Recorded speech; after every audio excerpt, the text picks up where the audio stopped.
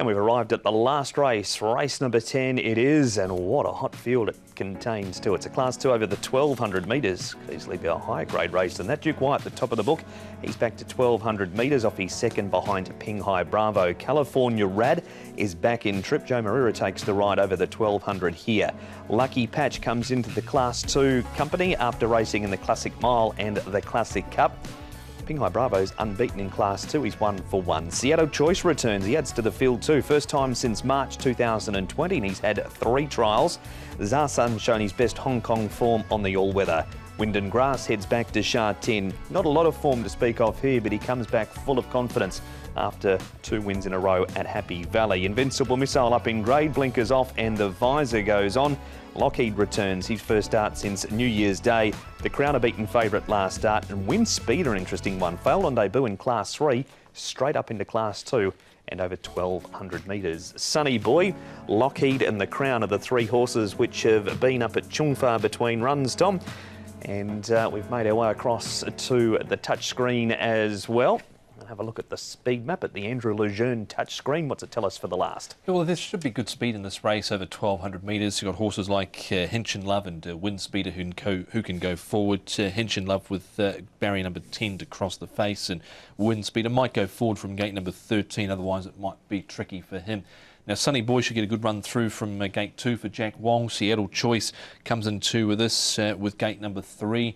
Looks tricky for Zarsun in gate number 14, and probably the all-weather surface is his best opportunity. And behind him, you've got Pinghai Bravo, who's in gate 8, so he'll be looking to slot in, potentially get some cover somewhere. Lucky Express to his inside. Horses like Lockheed, Wind and Grass, Invincible Missile, they'll all get back in. No doubt Duke White. Be interested to see where he does end up from gate number 5, because he was handy last time out, but he also can get back. And track work, Paul. We're kicking off with the red stuff. Yeah, and here he is, California Rad. He comes back to 1200 metres, Joe Marira board, so a couple of really good positives for him. And 1200 metres, no doubt, is his best distance. I've tried him at 14, but I think back to 12 looks ideal for California Rad. Lucky Patch, now he's been trained for a derby and he's coming back to 1200. Look, 1800 last time was a step too far for him, so back to 1200 is probably ideal. Matthew Poon from barrier number 4, so he's going to get a nice run, and he could be right on the pace as well. And Pinghai Bravo, now he's coming up to 1200 metres after absolutely winning them for fun down the straight 1000, but he has won round the bend before, so there's no problem with that. He's just a big horse. Seattle Choice returns after a long break away from the track, and Karis Teaton takes the ride for Tony Millard, and Karis had a chat with Ed Sadler. Karis, Seattle Choice returns to the races for the first time in over a year on the weekend. You rode him in his latest trial. What sort of impression did he give you that morning? He trot very nicely. Of course, he's been off for a long time, and but he seems like he's back to himself and he's in good shape, and I think he's ready to go to races. Have your arms recovered from that trial? He looked like he wanted to get on with things. Yeah, of course, Tony did not want the horse to do too much, and just wanted to tip off for the races. So, like I said, he's in really good shape. Of course, he's a bit fresh at the moment, hasn't raced for a long time, so it's going to be interesting how he goes to races. He's obviously got a rating of 90, won his last 2 in a row, so the ability's clearly there. First up for over a year, could he win on Sunday? Yeah, of course it's a big question mark. He's a big horse, and I think first up could get to him, but I think ability-wise, he's got a lot of ability, so that could make him very, very competitive on Sunday. And you rode him in his first 3 starts here last season, so has he always felt like a decent horse? Yeah, of course he was getting better. Coming from South Africa, of course, to get them going, it takes a few runs into them, and of course he went on and win after that. So he always shown that he was gonna get better and improve into a better horse. So I think even now, being off for a while has helped him develop into a better horse. What have you made of his trials, Tom? Seattle Choice? It's good to see him back. Yeah, it certainly is. He trialled really well. He was under a good hold in that recent barrier trial. I'll be interested to see how he goes first up. He hasn't done too much first up in the past, but he was very keen in that trial, I thought, Paul. Yeah, he was, wasn't he? Now, he's put on 10 pounds, but look, he's won off a similar body weight before. His 2 wins have been over 1400 metres. They're kicking off here over 1200. Look, I think he's a really good horse, this. I've got him in the numbers, but just on a very minor line. Okay, his opposition, we've got plenty of them to look at here, and we're going to start with our first replay, which features the 1,000 metre specialist in Pinghai Bravo, the big fella. There he is there.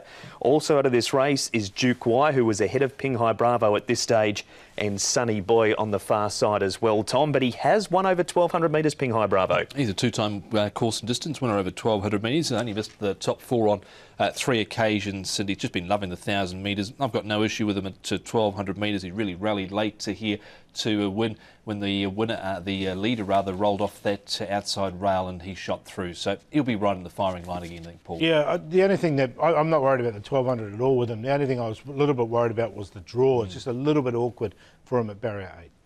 The French boys have got a good record on him too. Alexis Bedell and Antoine Hemlin retains the ride. Here's your boy, Paul. California Rad. Wouldn't matter the draw, would it? You'd have him on top?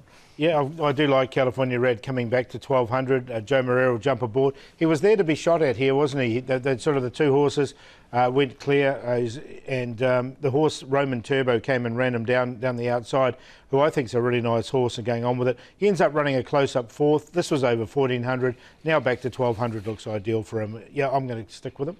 He raced outside the lead, and I think probably just before the 100 or so he did peak on his run, but dropping back in trip here where he is a two-time course and distance winner, he's hard to ignore.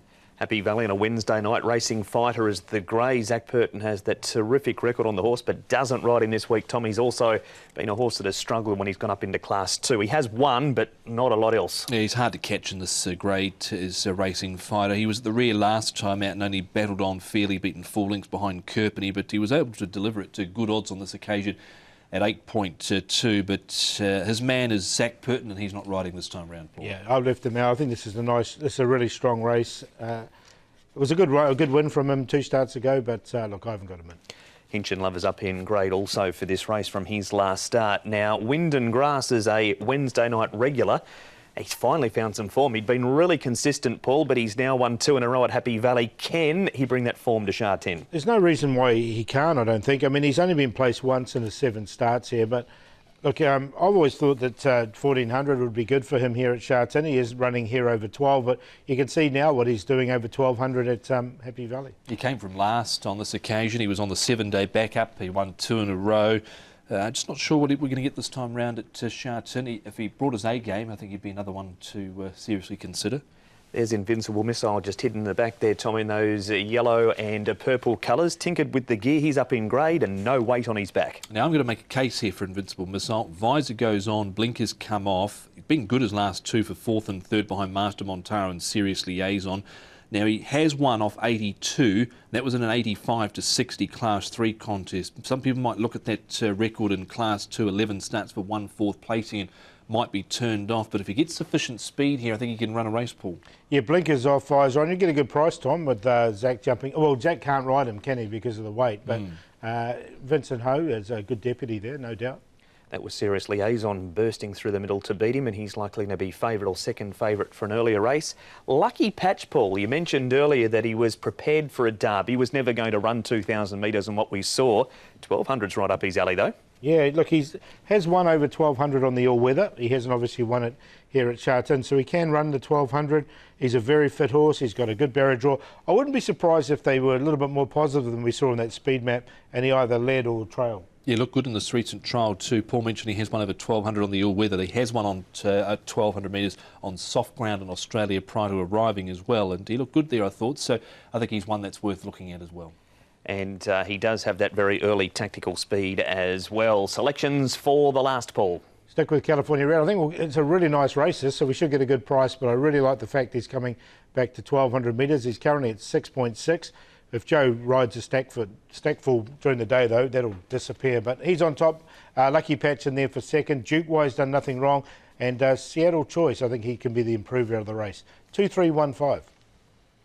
On top for me is Invincible Missile. I think you get each way value about him. He's marked 82. He's won off 82 in the past, but that was in an extended rating band race. But I think he gets his opportunity here with the lightweight. He carried 133 last time out. He's carrying 116 this time round. Duke Wine the second, California Rad and Pinghai Bravo, 10, 1, 2 and 4 in the last. Such a talented field as well, and the early favourite for it is a Lucky Patch at 4.6. Our stat of the week, Paul. Yep, we're going to go with quite an obvious one here, to be honest, was Zach Purden. He's had a fantastic record of March. Let's just crunch it down a bit. He's had 60 rides, but 18 wins in March, 10 seconds and 5/3. So he's had a 30% win rate there. Just going so well at the moment. And winner method, obviously, I think is his biggest chance. On Sunday, he looks a really big chance.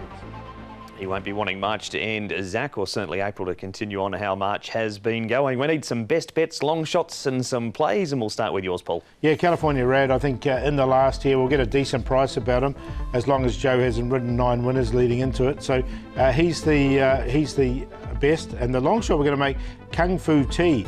Now he's rated right down the bottom there, rating 40, but he's really unlucky last time. Up to 1,400 metres, I think, is a positive for him. So he's the one. And in that big race in the last, go the QQPs around the top 3. 1, 2, 3. Okay, for me, I'm going to take a chance with the race 8, horse 6, Serious Liaison. I think he won really well last time out, and he's still got rating points in hand. So race 8, number 6, Serious Liaison for Casper Founds and Vincent Ho.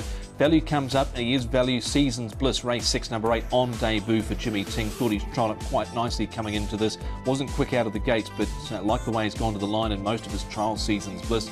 And played the forecast with winner method to head home at Brilliant Fortune in race 3.